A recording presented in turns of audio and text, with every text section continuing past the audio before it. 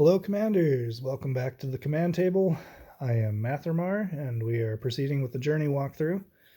We are on the Arcane Desert, the fourth and final map, which we'll be covering in two videos. We'll cover the first 5 in this video, 241 through 245. Before we get into that, if you would please be so kind as to like, subscribe, and if you want notifications when I drop new videos, hit that notification bell. And if you have any questions or comments, please feel free to leave those below. Let's go ahead and dive right in. We have Battle 241. All right, let's take a peek. We have a lot of crows with their bat skin, and then we've got 2 mind corruptors and some mind shrooms in the front. So the way that I decided to handle this was to put a lot of bodies on the field. And we've got a battle drummer, which is situated kind of right in the middle of all those bodies. So since we have 6 groups of crows, those are all going to gravitate to this section right here, and they're going to start hitting all of the bodies that are here. The drummer's going to mitigate a lot of that damage, and the crystal spires are going to be able to efficiently focus fire on those crows. Now, the rest of the units will also do some damage, but the crystal spires are just very effective at taking those down. If you happen to have an ancient tree at this point, which not everybody will, especially since I imagine most of you who are watching this are new to the game, but if you do have an ancient tree, that would be the spot for it. Have all those crows fly over, and as soon as they get in range, that tree will just grab them and kill them. So short of that, we do have all these bodies to suck those in. And then I've put the plague bearers up front, just in case we do have to walk forward to get those mind shrooms. I've put the risen warriors in a place where I feel that the mind corruptors will be by the time that they pop over onto the other side. So the mind corruptors are going to walk forward and then encounter those risen warriors, probably from behind. The mind shrooms will not affect the risen warriors or the plague bearers, so both of my frontline and my rear flanking units are immune to that mind control. Otherwise, I would just put assassins, but that sucks up 4 army points to take out both of those, and I'd rather have the bodies to soak the crow damage. So that's why I did what I did. Let's run it.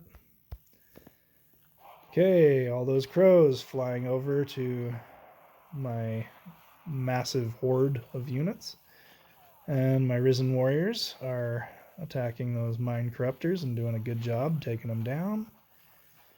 And game over. Just got to clean up a few more crows and we're done.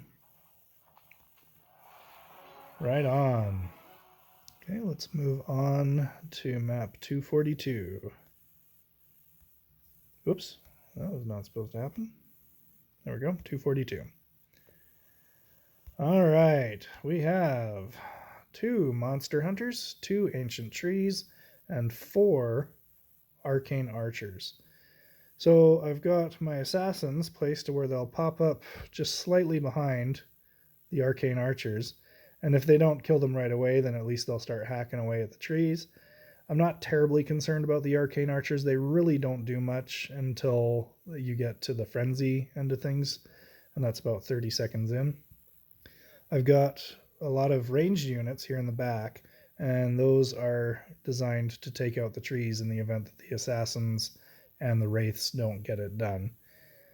These 2 bomb bots are placed way back so that as these monster hunters move forward, they'll meet somewhere in the middle and the bombs will be well out of the range of those trees.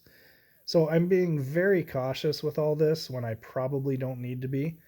The wraiths are probably going to kill the monster hunters before the bombs even get to them, but we will see how it goes. Okay, wraiths moving in. Okay, bomb bots still got the job done. Wow, okay. Yeah, the ranged units didn't even really get to participate very much. Okay, let's move on to 243. Okay, what do we have here? We have 3 barrier monks and 8 wraiths. So that is a lot of heavy, heavy damage. What we're going to do is put these thorn guards right up front. We're doing our trick where we tag our battle drummer onto a static unit that keeps them back but still allows the radius to insulate those thorn guards. So the thorn guards get the buff, the battle drummer gets to have some distance, and then we've placed our Ember Fiend far enough back to where it's further away than the thorn guards from the Valkyrie. So the Valkyrie should heal one of the thorn guards, and I only really need one of them to survive. So I don't mind if she's only able to target one. The Crystal Spires should be able to attack just about anything in range, but the Wraiths have such a low health pool that even though the Draining Spirits do less damage to Chaos units, they'll still be able to knock them out very quickly, especially as they start to beat themselves on whatever Thorn Guard is left. So the Ember Fiend will also do splash damage, which will help to reveal the Wraiths and to burn them down very quickly. So that's my strat, and I'm sticking to it. Let's let it run. Don't even have to worry so much about the barrier monks. They're all gonna die. So yeah, the Ember Fiend didn't get to contribute too much because that one barrier monk lasted until the end. But yeah, the rest of the strat was sufficient that we didn't even have to worry.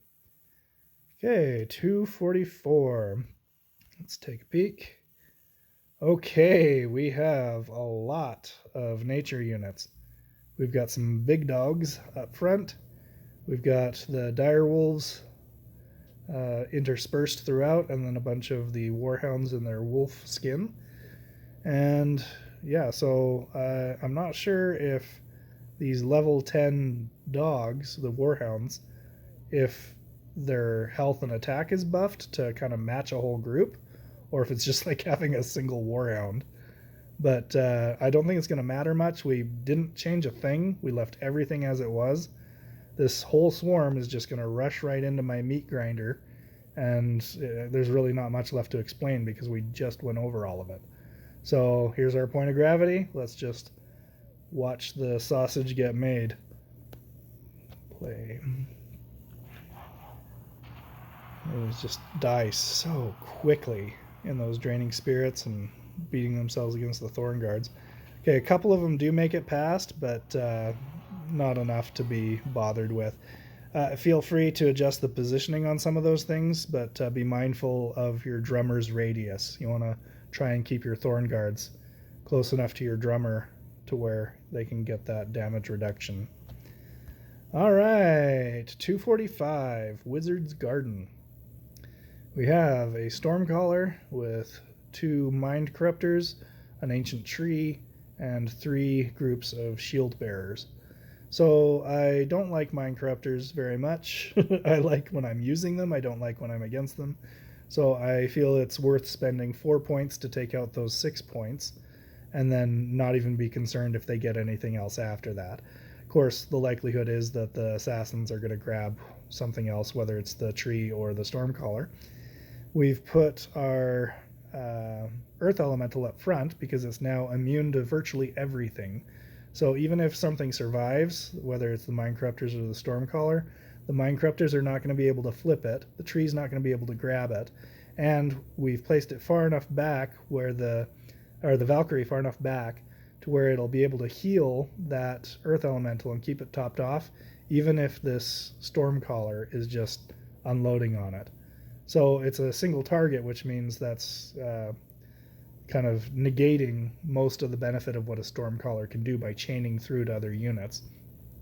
I've placed my ranged units way back and away to make sure that the Valkyrie doesn't lock onto one of them, and to allow them to fire from a distance without having the chain come through and damage them. So that's the plan. Let's go ahead and execute it. Okay, goodbye Mind Corruptors, goodbye Stormcaller, and the tree is down. So that went very well. All of the shield bearers went to the Earth Elemental, and they're just gonna get burned down with a percentage-based attack to take down their large health pools from the Ember Fiend, and the focus fire on whatever unit is closest by the archers to make sure that nothing gets too far back and knocked into my other units. So there it is, all the way through 245. Thank you for watching. Again, please do like and subscribe. Feel free to leave comments.